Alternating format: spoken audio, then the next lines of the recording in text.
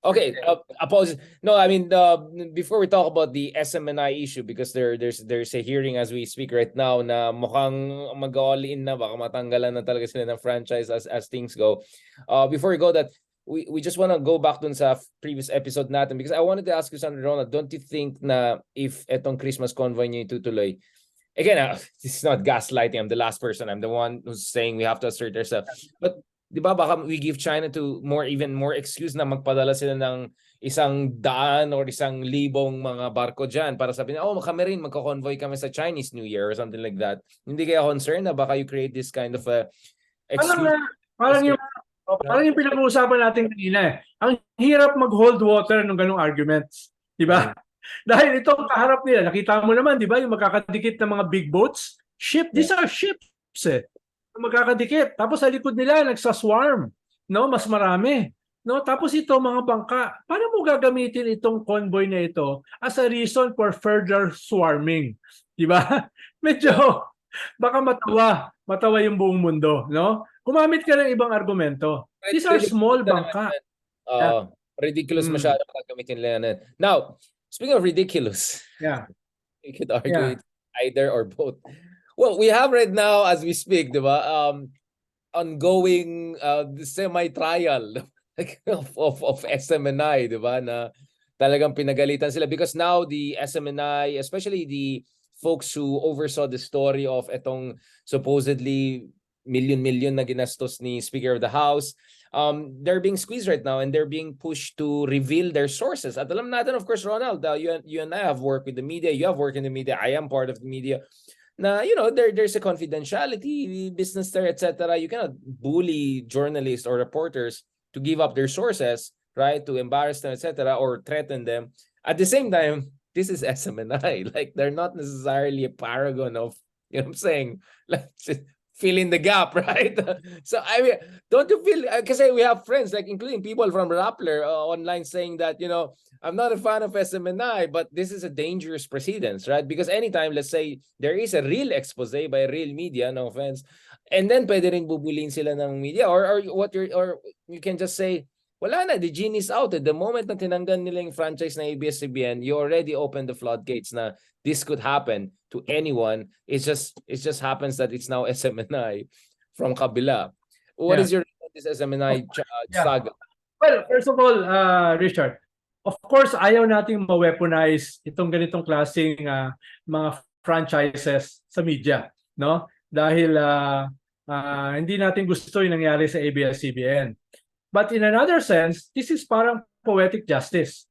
This is parang karma, no? Pwedeng sabihin ng iba, not exactly the franchise, no? Pero yung mga pagbatikos sa SMNI on this level, parang long overdue. Dahil matagal na naman silang perpetrator ng fake news. Matagal na naman silang perpetrator ng red tagging. At itong kanilang pine-perpetrate ay hindi lamang innocent dahil lives were lost.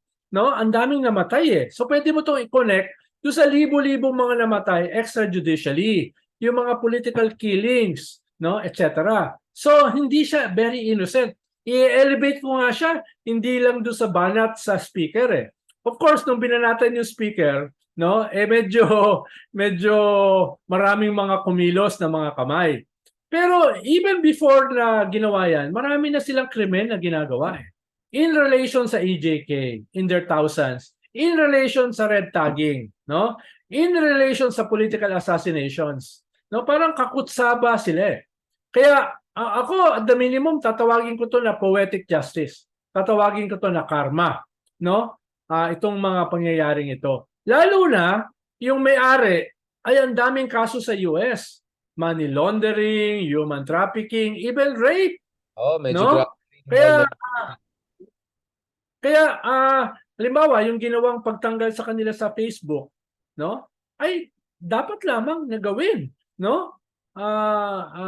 Dapat talaga yung mga perpetrators ng fake news, no, ng ganitong klaseng almost racist attack against ideological differences ay dapat talaga mawala, no? Ngayon, we have to pag-usapan yung regulation yan, na wag yan masyadong ma-weaponize, no? Pero in the case of SMNI, no? Nakikita mo naman, I'm crying crocodile tears, no? Naiiyak ako, no? Sa nangyayari sa kanila. Dahil nag-i-invoke Akala sila ko ngayon sa ng Kathniel pa yan. nag-i-invoke sila ng freedom of the press, nag-i-invoke sila ngayon ng civil liberties, etc. Ako ay naluluha ng husto, no? Para kay Katulad ng Harry isang Roque. buhay. Oo, oo. Naaawa ako, no? Look into my eyes, no? Nakikita mo ang panibugho. Nakikita mo yung lungkot sa ginagawa sa kanila. Last point, R&R, maraming salamat again for this series of discussions we had today. Alam ko pagod tayong para, may habol pa akong isa pang interview after this, and I'm sure you're also very busy. Thank you again for making time. But I just want to ask on this. I mean, again, we hypothetically discussed this. I have friends in ABS-CBN who are telling me na baka hindi na interesadong kanilang management to get back into the whole business. But do you see a possibility that, if SMNI mawala ng franchise, baka bibigay yan sa ABS-CBN or something like that? Or the Romualdez radio team up, mga ganon? Like, do you think that could provide the space? Or baka a whole new group might come in na malapit dun sa leadership ng Congress ngayon na walang kinalaman either with ABS-CBN or SMNI? I mean, in terms of media landscape, because that's also politically relevant, how do you see things going? Baka mas yung latter na sinasabi mo, na a new group na mas malapit sa powers that be ang bibili kesa yung ABS-CBN. Tingin ko mas malayo yun sa reality dahil maraming problema yung ABS-CBN. Parts nga ng ABS-CBN binibili na ng bilyar, ng pamilya ni speaker, etc. No? So baka wala sa posisyon ng ABS-CBN na gawin yon. Baka mas yung latter ang more feasible, no? Dito sa mga nakikita nating pangyayari.